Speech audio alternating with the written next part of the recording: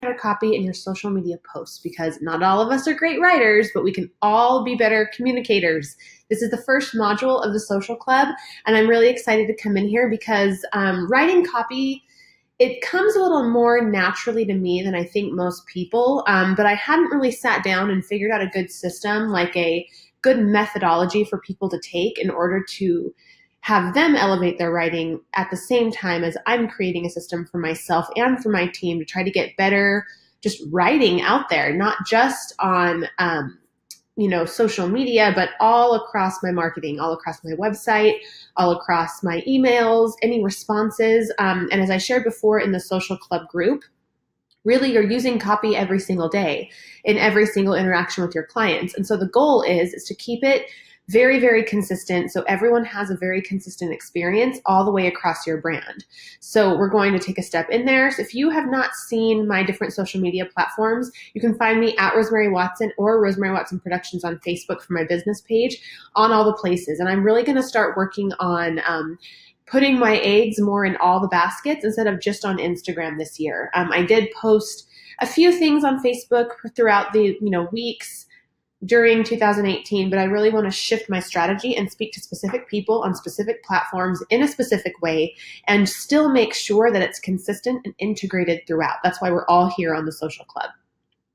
So the topics covered in this module, in this lesson, is going to be, number one, figuring out how you communicate best and choosing the platforms accordingly. So for me, not every single platform has to be used for everyone, but you should at least have your username on every platform. So we're going to talk about how you choose those. Number two is knowing the context of the content you share by knowing your audience on each platform. Number three is being conversational. So we want to feel like we're talking to the person in real life when we're reading their stuff on their website or their Instagram posts or their Facebook posts or their Pinterest pins. It all should sound like it's coming from the same person. It shouldn't sound too polished or professional on some places and then really slangy and laid back on other places. It just should at least sound like it's coming from you. And the fourth thing we're going to talk about is tips and tricks to make this content creation portion of copywriting a little bit easier. Okay, so the first section is going to be, how do you best communicate? This is going to be unique to every single person. And so I want you to really reflect and think about how you like to storytell. So if you are a natural writer, if you love sitting down and you can write long form pieces of content with words, then the best places for you to probably focus your efforts of your long form content is going to be a blog. It could be LinkedIn, writing longer articles. I don't have it on here, but you can also think about using Medium as a social media platform. It's almost like a social platform for blogging. So it makes finding articles and connecting with people via what they're writing easier. Twitter is a good place too, even though it's not long form.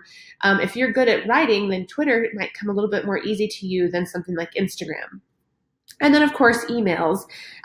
We're actually seeing a lot of data that long form content in emails converts a little bit better. It's actually like, storytelling in your emails is something that I've seen a lot of people use and a lot of people try. And I personally love to integrate those long form pieces of copy in my emails with images and visuals because that's just my business. That just feels natural to me. I like reading those kind of emails. Those things delight me, but I also love having the story portion with my emails as well. I don't like just seeing photo after photo after photo in an email. I prefer to have that combination of long form writing, but also I don't really respond personally to emails that are just words, words, words throughout the whole thing and it's lines and lines. I like to have it broken up and be more interesting. So that's where, if you like writing, email might be a good place for you as well. And one other place that I don't have on here is also long form Facebook posts on your business pages. So you could treat that almost like a blog if blogging is overwhelming for you or you just don't want to get the technology up and running.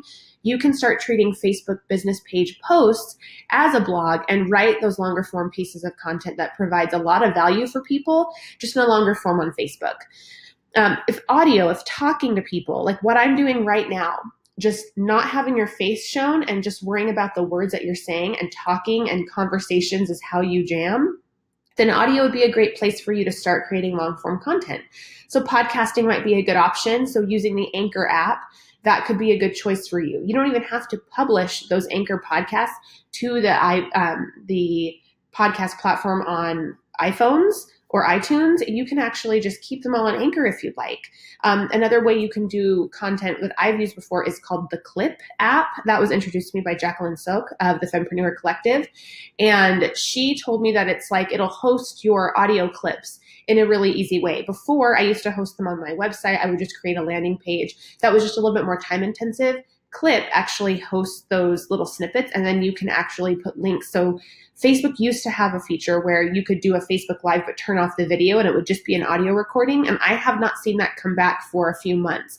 I wish they would bring it back. It was so much easier. I loved it, but for now, Clip is a good solution for that. You can just record your audio and then put a link in your Facebook post or anywhere you want to put it, and then they'll go to that hosted audio clip. So those are good choices if you love speaking. That's a good place for you to start. Video, if you are good in front of a camera or you have a nice camera, you're a photographer maybe, and you can maybe not have a face-to-camera video or like a vlog, but for you, if just storytelling with either slideshows to music or doing videos of maybe your kids or however it is, whatever it is that you're telling stories of, if video is interesting to you and you enjoy doing it, then Facebook Live, Facebook Stories, Instagram Live, and Instagram Stories are good choices for you, and you can upload. And there's things now like Instagram TV and like Facebook Watch that you can do if you're doing more produced video, if that's something that lights you up and making those show reels or commercial type things. If that's fun to you, those are great platforms to start. YouTube would be a good choice as well. I don't have it on this list just because starting a YouTube channel, it's so there's so many people doing it. It's harder to break through. It's harder to get your stuff seen, I feel like, on YouTube right now, but that doesn't mean it's off limits. There's so many people, even people in here in the social club, that are using YouTube really effectively. And I myself am going to shift my YouTube strategy this next year and go in a different direction and start putting more personal vlogging type videos on Facebook and doing more educational tutorial type videos on YouTube. So you can use those different video platforms in different ways for different types of content. And lastly, if you are a photographer, and I know we have a few in here, then the Instagram feed is a good place for you, and Pinterest as well. Those are very visual platforms that people go to see beautiful images. And so those places, while you still need copy is definitely integrated in each of these things. It's just a visual place if that's how you like to storytell. So moving on, we're going to think about context of the platform when we're creating our content. So what I mean by context is, what are people's mindsets and thoughts pertaining to the platform? Think about yourself when you are using Pinterest on a normal day-to-day basis. Why are you on there? What are you using it for? What are your motivations for being on that? For a lot of people, it might be finding inspiration. It might be trying to figure out what you're going to make for dinner and finding a recipe. It might be putting together ideas for a photo shoot that you're planning. It might be finding color palettes or color inspiration for a new graphic design that you're putting together for a product. It could be you're trying to gather ideas to throw a party or plan an event. So a lot of people are in like a planning or inspiration mode on Pinterest, versus someone who is jumping on in a Facebook group who wants to get their questions answered, and they want to have conversations, and they want to be of help and just start those back and forth. Same thing with Twitter. It's a very much a water cooler place where people talk about the current events and put their 2 cents in. So you have to think to yourself, not only how you use the platform right now, but how your ideal audience is using it. What platform are we using right now? What is the audience we are speaking to there? What is their mindset? Who else are they paying attention to on the platform? And what is the path we want to lead them down?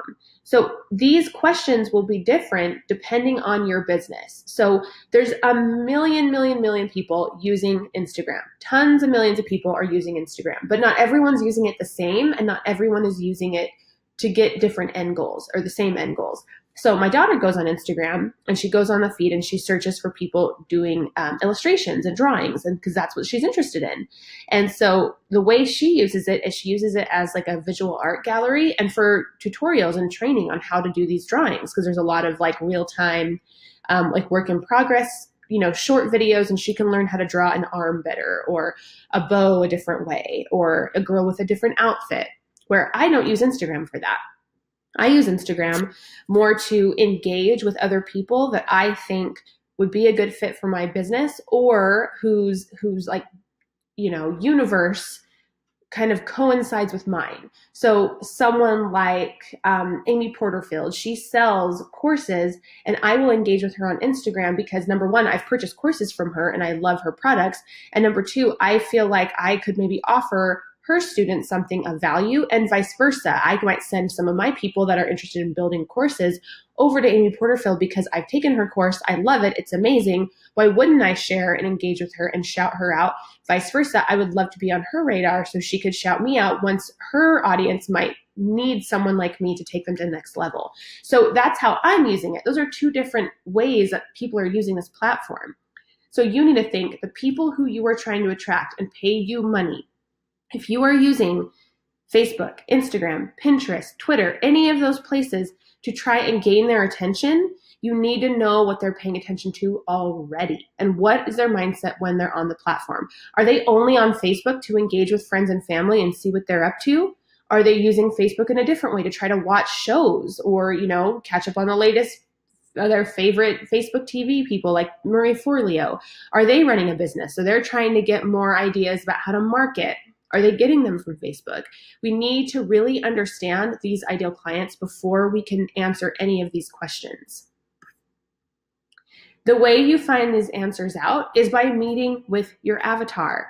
And this can be as simple as sending them a DM. This could be as simple as sending them an email, hopping on a Zoom call, or meeting in person one-on-one. You can do any of these things. If you would like to, offer an incentive for getting their feedback, you're more than welcome to do that. You can give away, put them in a raffle to give away, an Amazon gift card, or you can just offer to take them to lunch, or you can say, hey, everyone I'm meeting with, I'm giving $5 to Starbucks to buy your coffee the next round. However you want to work this, you can just ask for a favor and ask them if they can at least just answer these 5 questions. But when you meet with them, you really want to understand where they're actually going, because you don't want to create this amazing Pinterest strategy for like brides that you're trying to reach for a photography brand and realize that no one's using Pinterest anymore in your local area that's going to hire you. They're really just using Instagram and the collections to get ideas for their wedding. So now you can just say, you know what, I love the idea of Pinterest still, but I'm going to wait until maybe fourth quarter to use it because my people are using Instagram. So I'm just going to focus on using that platform. The second thing you're going to ask is how often do they check this platform per day? Because this will actually give you a little bit of insight on how often you should be posting. If these people are just getting on there one time a day, or if they're like living in the platform, you really need to start doing more Instagram stories or going live on Instagram every morning at a certain time, because that's how they're using it. How and what do they engage with? You want to know who the people they are paying attention to the most, and then you can actually model some of your content to what they're already looking at. So for example, if my people are looking a lot at Rachel Hollis because they feel like that morning show that she does on Instagram Live every day at 8 a.m. her time, that's super inspiring to them. They love listening to it in the car. They wish there was something else they can listen to afterwards. I know I can say, okay, if that's who you're trying to target, these people that already like Rachel Hollis and they love the content she shares, what could I create to piggyback on that and give them something that might be different, because we're different people, we have different offerings, but could, for a certain number of her audience that's interested in building a business and interested in like juggling mom life with a business life, I could probably go on and do a live right after that and just show peeks into my life, talk about what's going on, have my kids on there showing how I'm managing my household. That could be very compelling to people, but I won't know that until I ask.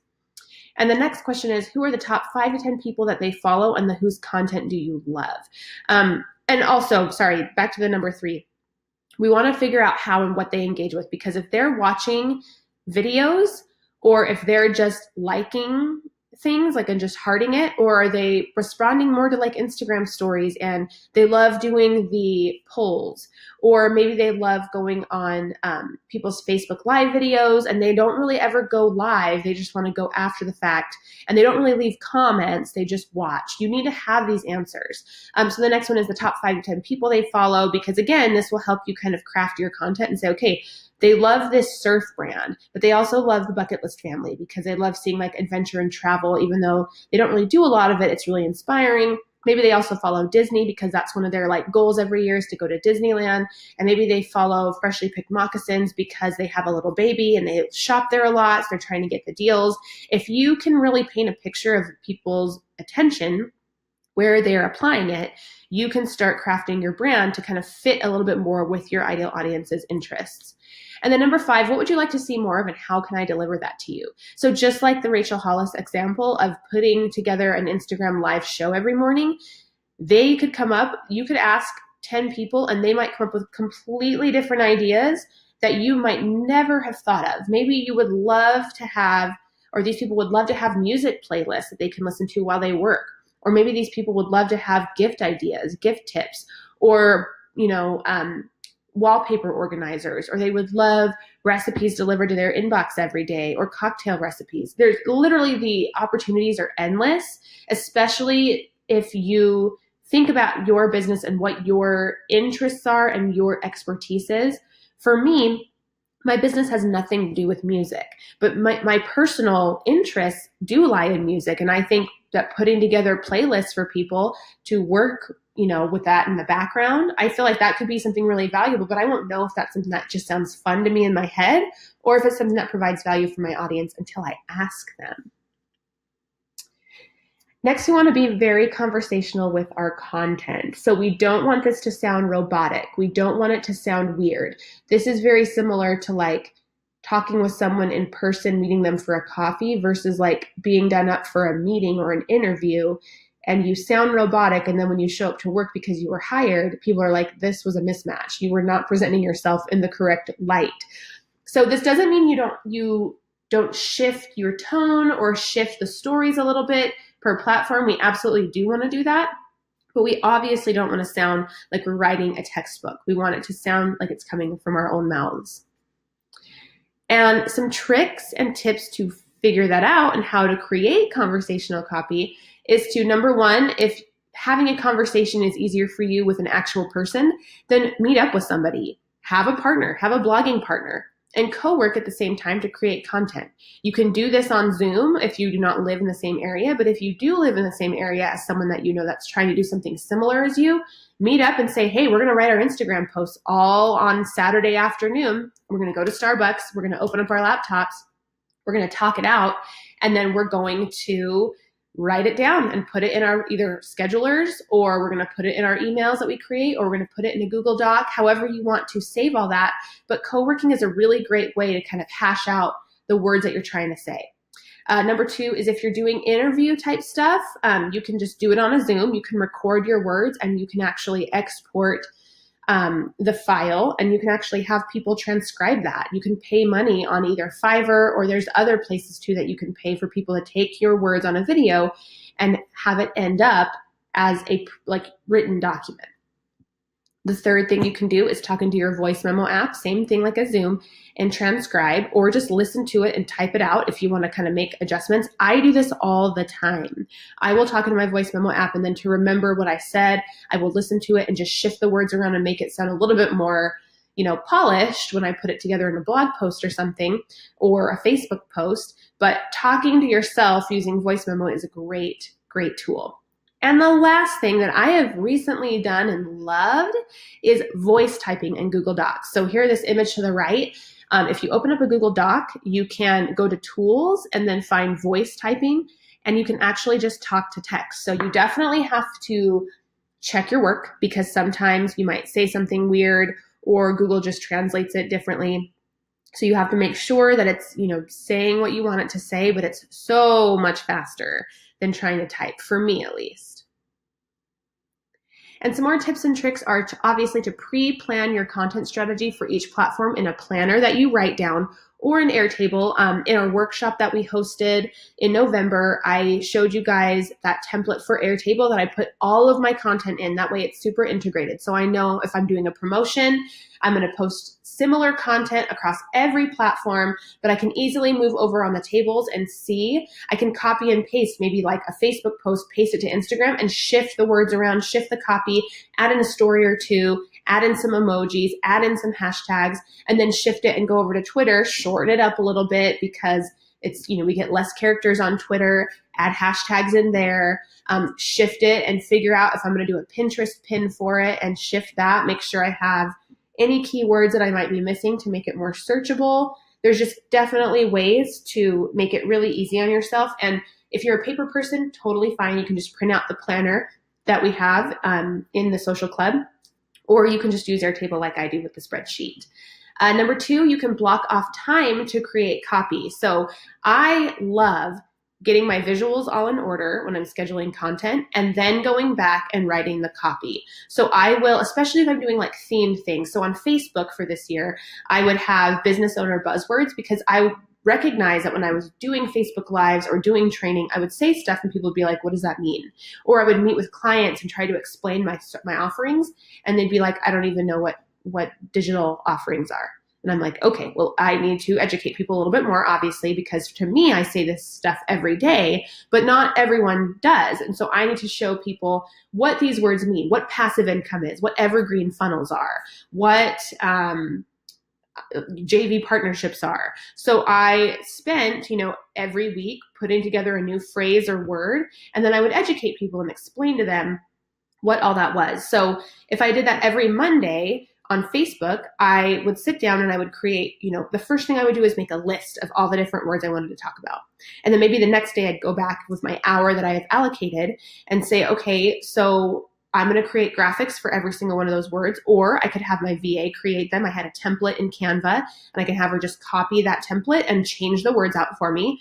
Awesome. Once I had those, I could schedule all of those visuals, and then I could block off a separate time to go in and write the copy. So I could easily go in on my Google Docs and say, okay, Wednesday, I have all of my graphics done. I know what I'm going to say. I'm going to hit that voice typing and I'm just going to talk out every single one of those topics. Evergreen funnels, this is what it is. Closed cart, this is what it is.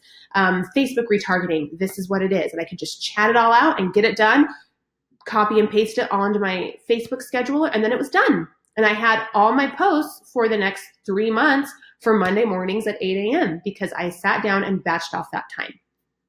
And that kind of goes with the number 3, batch the copy for one theme, day of the week, and time frame. I do this on Instagram a lot too. So I will sit down and think, okay, Hot Mess Mondays, every Monday at 8 p.m., I schedule something funny about my life and being a mom. What are 13 things I can think of that are funny? Let me write a list down. Cool. Let me get it in my Canva account and make those graphics. Let me schedule all those graphics and let me go back and figure out what I'm going to say for each one. And number 4, use a scheduler to push the content out once you've batched the copy. There is a post previous to this in the feed that explains, it's our Facebook Live Q&A from January, and it will show you links to all the different schedulers that I use. But if you can't find that or haven't caught it, I love using Recur Post for Facebook if it's stuff that's not promotional or stuff that's not seasonal, because it will actually recycle your posts, which I love. So if you have a whole stack of blogs or you have a whole stack of podcasts, you can make sure that it's getting regenerated and used, and you're not creating that content once and then it's just gone forever. It obviously lives on in your feed, but you're getting extra mileage out of that stuff. I also love Prepper for Instagram content, and I do love OnlyPult to schedule Instagram stories content, but it does not allow you to do a swipe up. So that's the only problem. You have to make sure you only share content on Instagram stories that's not going to have a swipe up or a tag or a location. And so those are my tips and tricks, guys, for my first lesson of copywriting. I'm still going to be sharing links. I'm still going to be sharing different ideas, videos, screencasts. I'm going to show you guys my own work when I'm doing it. But if you guys do have questions about any of these ideas about creating copy, please let me know in the comments below.